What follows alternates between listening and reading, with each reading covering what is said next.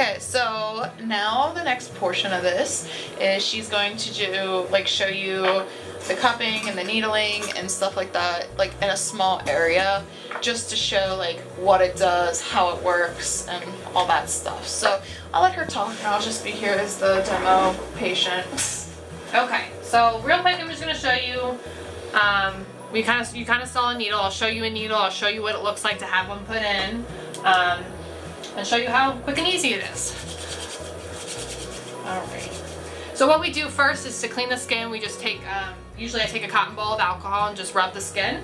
That just clears anything that's on the surface there.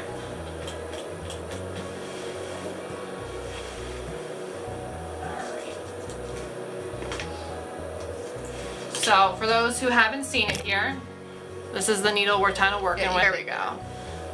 Super thin. I'm not going to use this needle on you, but super thin, no big deal. And then what we do, every practitioner is different on how they needle. Some people will needle freehand, they'll just needle with the needle. A lot of practitioners use what's called a guide tube, in case you can't see that.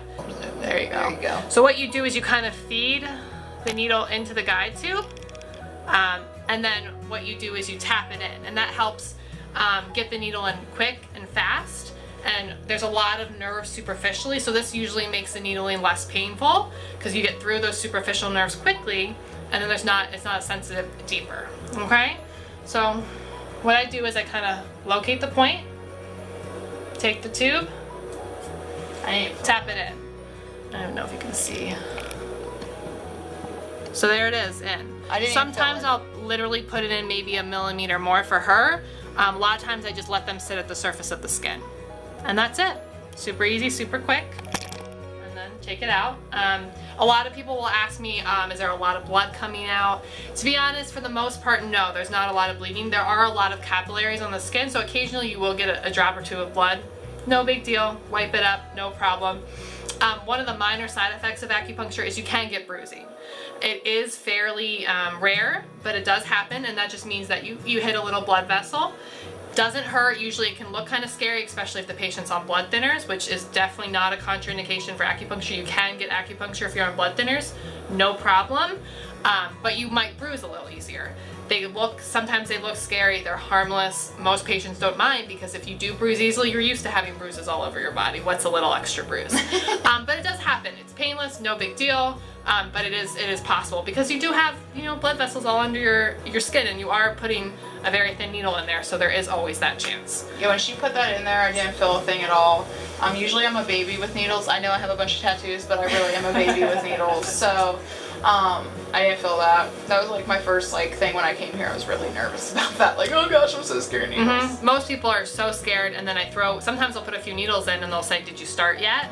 And then sometimes they'll say, oh, that's it, and then they immediately relax. Yeah. So, once you know what to expect, and it's no big deal. So now we're going to do a quick demo of cupping. Okay, so I'll show you what the cups look like. Usually they're made of glass. They can be made of plastic, silicone. Personally, I like glass because I have to sterilize them. I do sterilize them between every patient, and I don't trust those other forms of material to sterilize properly. Now, if you're using them on yourself, I would definitely use that. Can you actually use them on yourself? You can. A lot of practitioners will. Some people will buy cups online. I don't highly advise it because you can do damage with cupping. Like I said, it's very difficult if you're a licensed practitioner, but doing it on yourself, there are certain patients you would not cup. The blood thinner patients, I would not cup someone on blood thinners, and I'll tell you why in a second. You wouldn't cup over major blood vessels, any open wounds, any open skin. If you leave the cups on too long or too strong, you can cause blistering. So you have to be careful. A lot of these things, you tell an acupuncturist, it's a no-brainer. It's very, very difficult to cause an issue with cupping as a licensed practitioner. But someone doing it at home, you can put the cups on too tight, too strong, and you can do some damage. So there are some people that will teach workshops. I've been meaning to actually teach a workshop where you bring a significant other, a loved one, a family member, a friend, and you learn how to do very basic cupping on each other, and then you can buy a set online and do it on your own, which I think is so beneficial to be able to do it on your own if I get around to doing that. As long as you literally you learn when not to do it, how to do it, probably a 30-minute to an hour class, very simple, should be no problem. So I've been meaning to do that. I have a lot of people interested, I just haven't. Yeah, I'd be interested. So I think there are people that do that type of thing. Or if you have a practitioner that you can bring your spouse in and they can give you a quick 5-10 minute, demo on how to do it very quickly. I have done that for 1 or 2 patients. Just be sure you're careful. Massage therapists are doing cupping totally fine because they do have courses, and for cupping, to be honest, a day or 2 is totally sufficient. So I am totally okay with massage therapists or other therapists doing cupping. I think they're calling it dry cupping now too. I don't know why, probably because it's not by an acupuncturist, but I think physical therapists and some chiropractors are doing cupping totally fine as long as they've taken a quick course on how to do it, because you do have to be careful with certain populations. Traditionally, cupping has been done with fire, what they call fire cupping. That's how we learn in acupuncture school how to do cupping. Basically, you have a cup very similar to this, but it doesn't have this pump on the end, and you put a flame in the cup, remove it very quickly, and put the cup on the skin. And what that does is that removes the oxygen from the cup and creates a vacuum, so that when you put the cup on the skin and the musculature will get pulled into the cup. And that's kind of what cupping is. That's interesting. Very cool party trick, very beautiful thing. A lot of acupuncturists will do it these days. Personally, I do a kind of a cheating version of it because I do acupuncture and cupping. I don't want to take the time to light the flame. You have to be a little bit more careful. You are handling fire.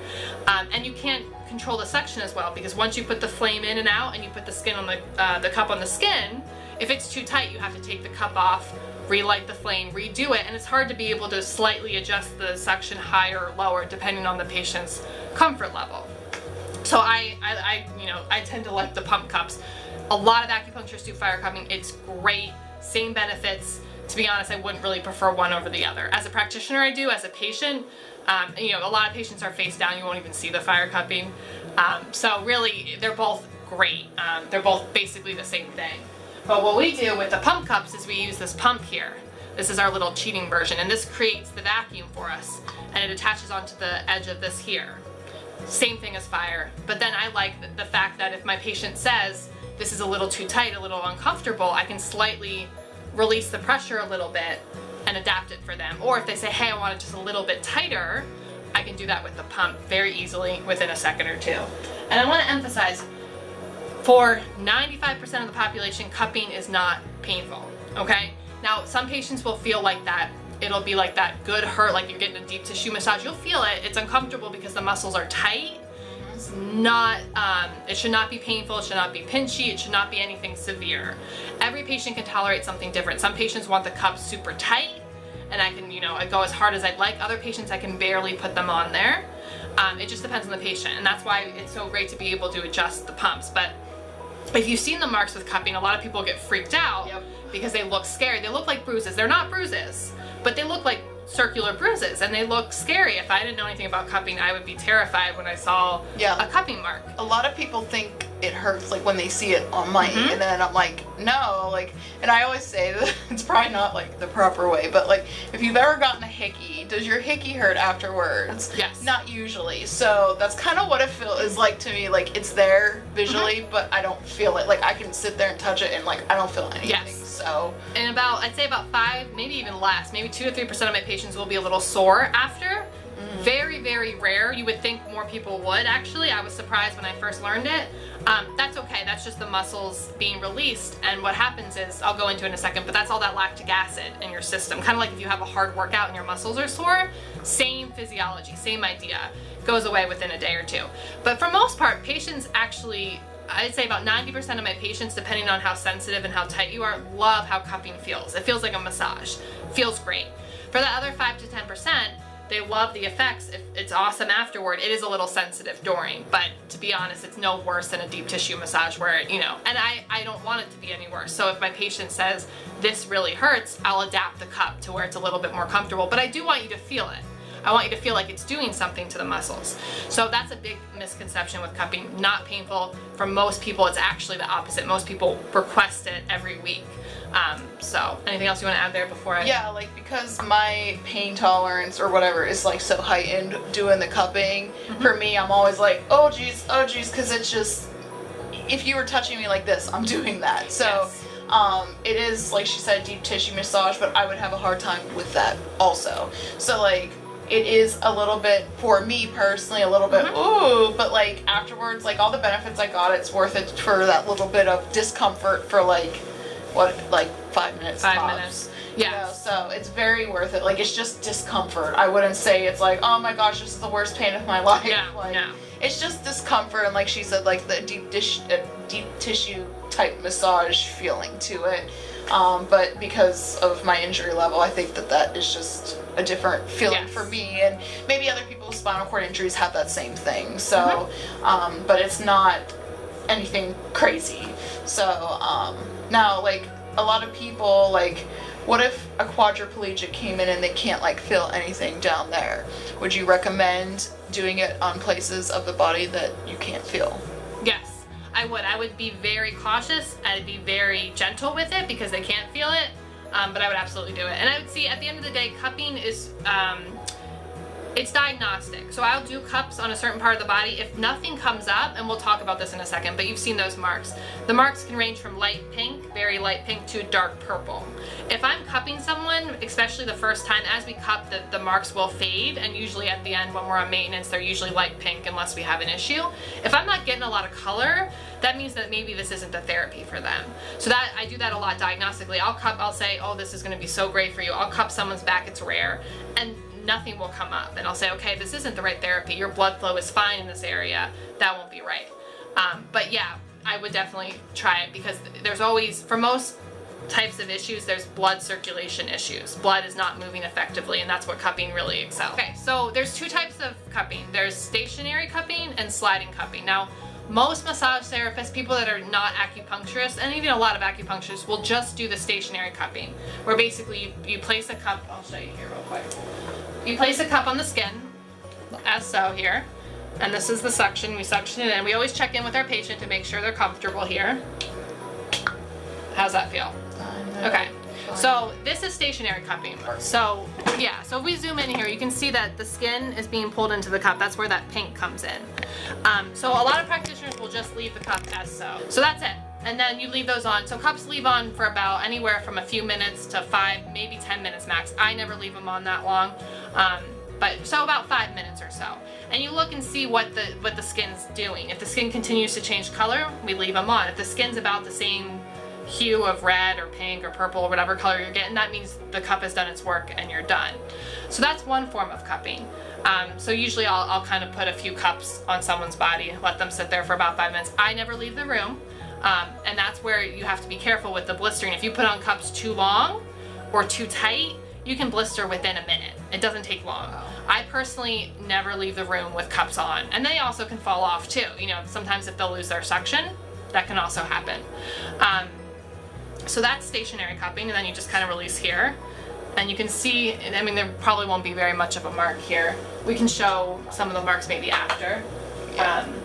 So that's one form. Another form of cupping that I personally really enjoy and really like, and not a lot of practitioners do it, which I don't know why, is sliding cupping. So what I like to do, I like to mix the two.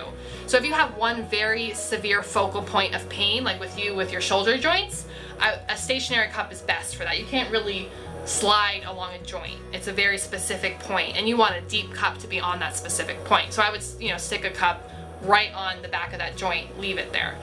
But a lot of issues are musculoskeletal. So you have, all these muscles, your upper trap ranges from out here all the way up into your neck. Okay, I can stick a few cups here, but I find really effective is kind of integrating massage and cupping. So what you do is I put down coconut oil. A lot of practitioners will put down some kind of massage oil. That way we can glide along the skin. And what you do is you put the oil on, and then you take the cup, and I'll show you this in a second, and then you glide it along the musculature. And I follow the grain of the muscle, and it helps relax the muscle to such a deeper level than just sticking a cup in directly. So they're both great. They're both used for different things. I find most people need a combination of the two. And sliding cupping can just get so much deeper. Because what happens is we stick a cup on here, and the skin and the local musculature and connective tissue gets pulled into the cup. And what that does is that dilates and widens the blood vessels and the capillaries. And this brings fresh blood to the surface of the skin. And that's where these beautiful marks come in, the pink, the purple. It depends on... It makes me laugh when you call them beautiful marks. I think they're beautiful, yes, because they're better out than in. You know what I mean? That brings that blood to the surface, And depending on how impaired your blood flow is, it can be very dark, it can be light. Now I have some athletes, I treat a few of the Pittsburgh Steelers, and they always get very upset with me if they don't have those marks, you know, because they see Michael Phelps with those purple marks. They're like, well, why aren't my marks darker? Well, it depends on how impaired the blood flow is. I personally can't control that. And you can still get a lot of benefit even if your marks are pink. I treat a Steeler about twice a week now, and he's been coming to me so frequently. For the most part, he definitely has issues we work on different muscles. He doesn't really have much come up at all, but we work on loosening those muscles. It works great, and if he misses cupping, he gets very upset, even if he doesn't have these beautiful marks. So that, I know I talked about diagnostically on the first treatment, if I'm not seeing a lot of marks, especially in the upper neck and back, I might not choose cupping. But if my patient comes back, I've had this happen a few times, and they say the cupping worked great, I'll do it again, even if there's not a lot of marks. At the end of the day, it's what the patient benefits from. But it's not all about the marks. I've had people where I thought they're gonna have very strong marks come up, and they're moderate. And I've had the opposite, where I'm not sure if anything's gonna come up, and I see purple, almost black marks. So don't get too caught up on the marks. It tends to be a gimmicky thing these days. But yeah, the sliding cup is so great. So I'll show you the sliding cups here real quick. But yeah, what I was saying, the blood circulation. So when you dilate those blood vessels and those capillaries, that brings fresh blood and nutrients to the tissue, and that helps relax the musculature, which helps relieve the pain and the tension to a very deep level. And it can be a lot more permanent than, say, a massage, where you're just kind of massaging up the muscle. It's working on a cellular and a blood level. Okay, so we're going to show you a quick version of sliding cupping or moving cupping. There's a bunch of different names. So I just have some coconut oil. I'm just going to put in the skin. That helps glide. You can use any kind of oil. I like coconut oil because most people use it. With allergies these days, you have to be careful with massage oils. If you have a practitioner doing cupping and they're using oil, just, you know, let them know if you have any allergies, especially nuts, you know, with almond oils and all that fun stuff these days. All right, so same thing as before. I usually do the cups a little less strong with sliding cups because we are moving them, and you know, people can tolerate a little bit less with moving. So I start very gentle. We'll put the cup on here. And then what we'll do is we basically move it around. And I work on different muscles. I follow muscle trains in different areas, and then we check in with the patient. This tends to be a little bit more sensitive than stationary cups. Yep. So we can't do as much as the stationary cups, but it's more sensitive in a way is great because we're working on loosening it up. So, you know, make sure the patient's okay. This will produce a little less of the beautiful marks as the stationary cups do. Which like I said, is totally okay. It usually just looks like you kind of got like a sunburn. You're light pink to red in a more dramatic darker. And that's it. You know, we move it around, and then if I find a very particularly sensitive point on my patient or a very tight point, then I'll leave that cup and maybe I'll tighten it in that area and let it sit there for a few minutes. Anything else you want to add here?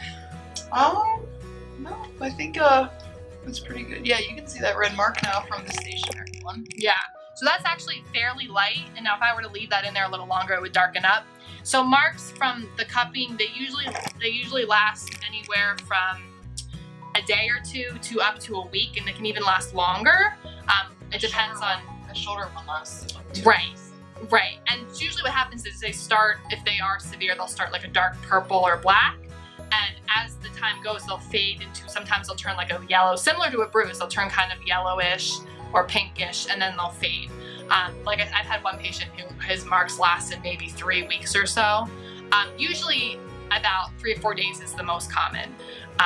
But you know, they can last for longer. It just depends on what's going on. And the cups, like I said, you only leave the cups on for about 5 minutes. It's usually a quick therapy, but it's equivalent to a deep tissue massage. It takes an hour. It goes deep and it's quick and it's great for a lot of different things. And usually the back and the upper neck is the most common area. I have cupped quads and hamstrings. I've done calf muscles. I've done shins before. I've even done feet, like for plantar fasciitis. When there's less flesh, it's way more sensitive. Your calf muscles, your feet are a lot more sensitive to have cupped. Still very effective, but there's less going on, so you're gonna feel it a little bit more.